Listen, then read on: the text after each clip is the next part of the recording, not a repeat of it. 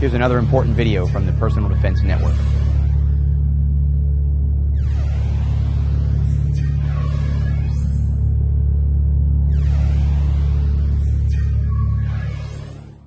When it comes to our preparation for self-defense, we always want to integrate concepts that apply both unarmed and armed. When we talk about anatomy, there's some things we should think about when it comes to training and what techniques we actually want to spend time training to deal with the human weapon system. That's exactly right. One of the things that many people will talk about, they'll talk about pressure points. And they'll talk about being able to get someone to do what they want by applying a joint lock or a pressure point.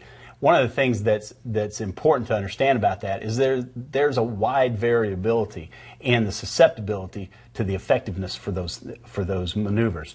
One of the things that is consistent, however, is that you can train to be able to not have a greatest influence on you. For example, one of the things that's frequently talked about is using a come-along hold, where the point of this is to flex the tendons in such a way that you create pain so the person wants to comply.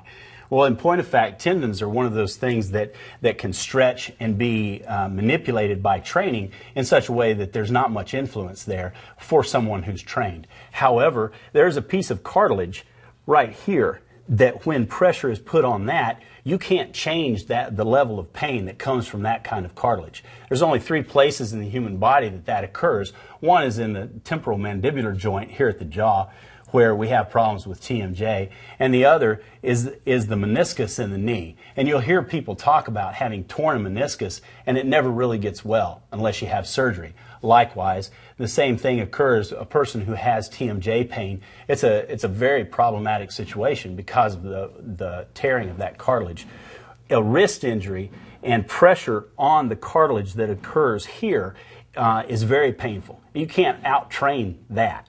But you can have an influence, for example, on the tendons and the ligaments, because you can build strength in those ligaments, especially in the hand and the ankle, and you can also build flexibility there also. Another frequently held idea is that a stun to the brachial plexus will cause an instant loss of consciousness. Well, that is true, because one of the things that we know is that when there is an overload of electrical activity, a person will lose consciousness. They will sustain a concussion, and there will be damage to the neurological tissue. When there is an overload of electrical activity, actually striking the brachial plexus will result in an overload of electrical activity that causes the person to lose consciousness. What's interesting about that, however, is it has to be perfectly struck and it has to be perfectly exposed. The body, the creator of the body, knew that kind of thing, and so he protected that vulnerability with the trapezius muscle and with the other musculature in this area. A person with a short, thick neck does not have a brachial plexus that's exposed. Well, what is a brachial plexus? It essentially is a highly concentrated area of nerves that is directed toward one of the upper extremities that comes directly off the spinal cord itself. It's concentrated in this area here, just above the clavicle and just below the trapezius.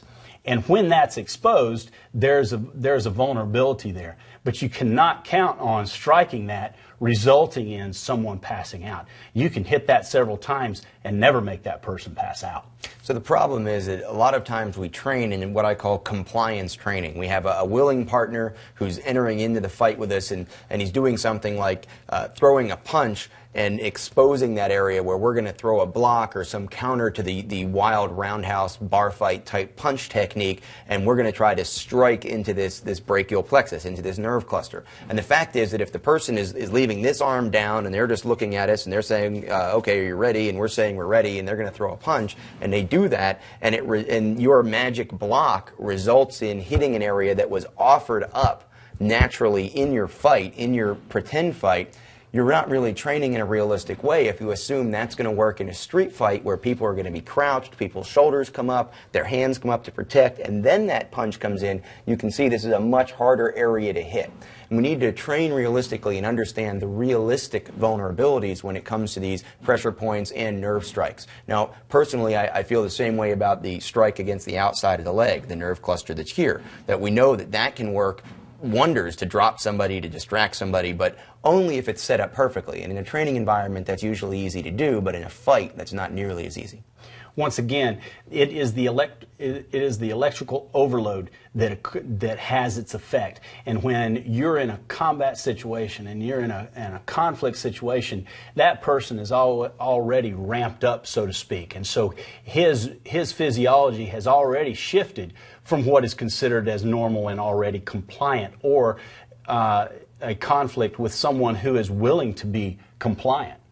So when we actually want to examine the true vulnerabilities, we need to examine them in context, and we need to understand how to affect them. So if you are preparing for your fight and you want to make yourself less vulnerable, your human weapon system stronger, think about strengthening and making your ligaments and tendons more flexible. And also when we talk about attacking that other person, we can't count on them having inflexible tendons, inflexible ligaments, inflexible connections that they're automatically going to submit to pain. Now you mentioned this area here. Let's describe the exact attack, the exact control that we want to use to exploit the weakness of the cartilage. One of the things that people will do is they will flex the wrist, and when they flex the wrist, they will apply pressure here.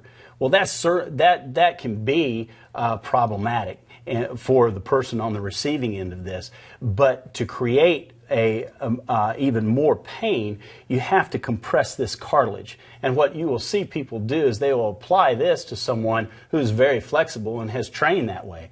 But you can't train the cartilage necessarily. And so to make that much stronger, not only do you flex it, but you turn and flex it. That's a big difference. Let me assure you, that there wasn't anything happening here. But this doesn't do anything. Yeah. But if you bring it that way, the person, and if you'll notice, and I don't know if the camera caught that, but the very first thing that he did was he went from flexion to extension, and he took a deep breath. The human weapon system was packing itself with oxygen, fixing to explode. Learning to integrate with those natural reactions, understanding that the human weapon system is designed to prime itself for a fight. Even here, making a training video with someone I've known for years, someone I consider a friend and I trust, the minute I felt that pain, my human weapon system got into a fight mode, started loading the body with oxygen, got myself into that extensor, that muscle recruitment concept, all kicked in. Learning that that's going to happen and understanding how to integrate with it, understanding the true vulnerabilities of the human weapon system, and training to both protect them in yourself and exploit those vulnerabilities in your enemy are all important parts of self-defense preparation. Check out more videos just like this one at the Personal Defense Network.